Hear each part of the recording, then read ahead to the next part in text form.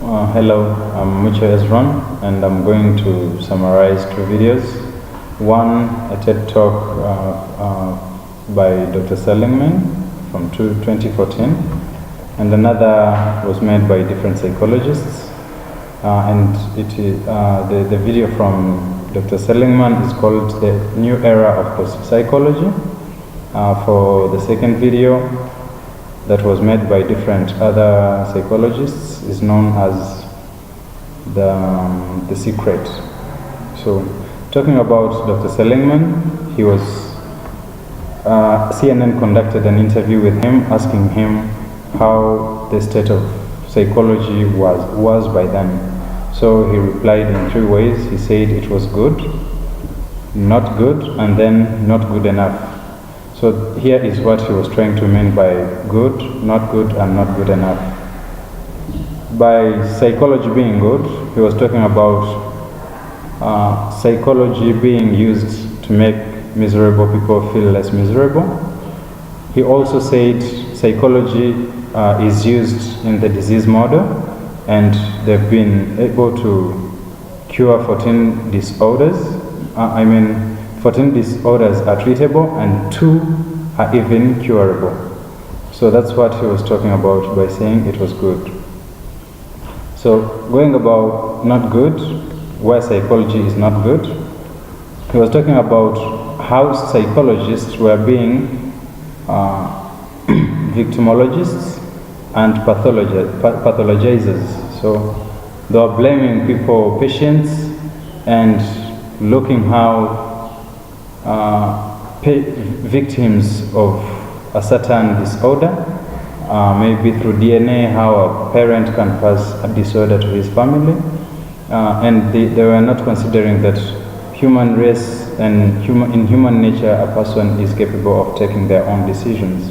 So that's what he was talking about when he said it's not good. Another thing is that it aimed at making miserable people feel less miserable, but it never intended to make people who are normal people even happier. So that's what he was talking about when he said it's not good. So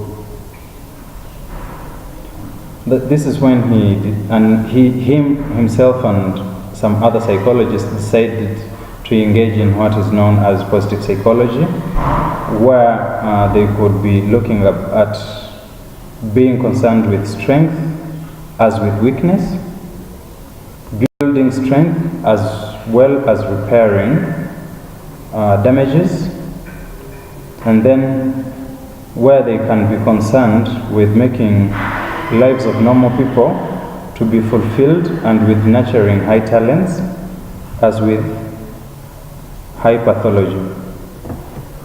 So in this case, this is why he was saying it was not good. He also said, where he said it's not good enough, it's where he was relating to entertainment, design, entertainment, and technology. He said these, if they were attached to psychology, it would be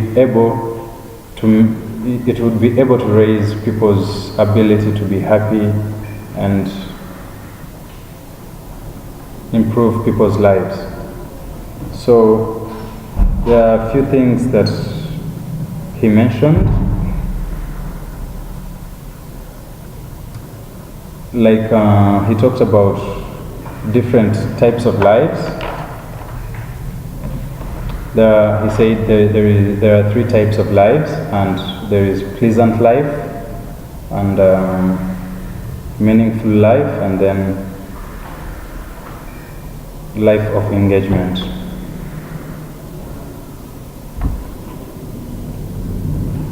So these different types of lives, there is pleasant life, where a person can have so much positive emotions and the ability to amplify them.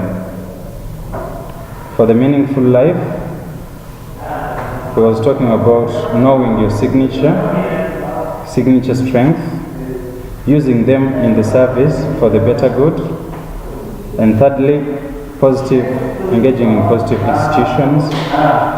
For life of engagement, he also was talking about falling in love, having family to take care of, and this also, he said, it could be part of increasing people's lives.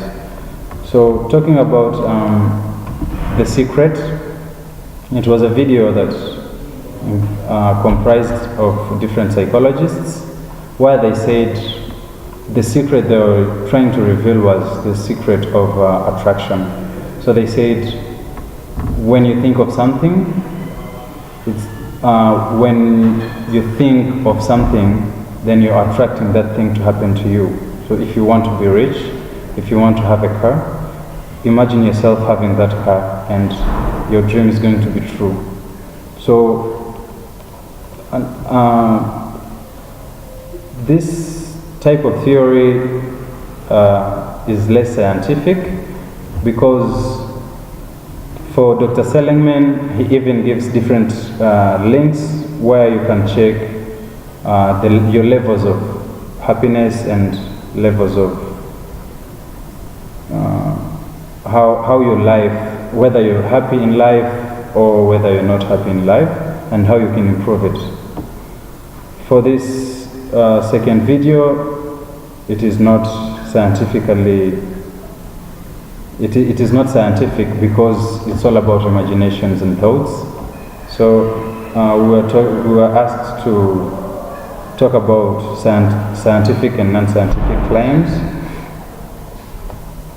Scientific claims that I saw, there are like about 2 or 3. Scientific claim is like is that the positive psychology was being used in science of mental illness.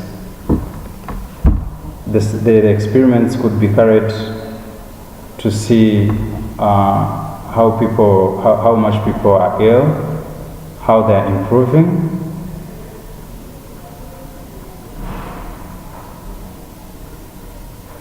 And then there is discovery of causation of this abnormality or illness,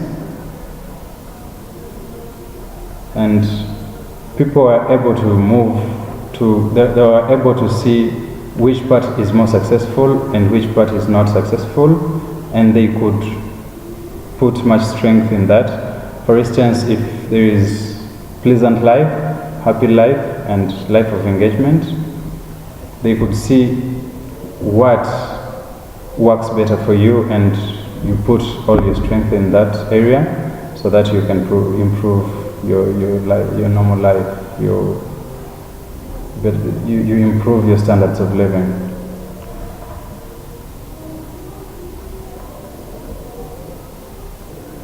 So we are asked about times when we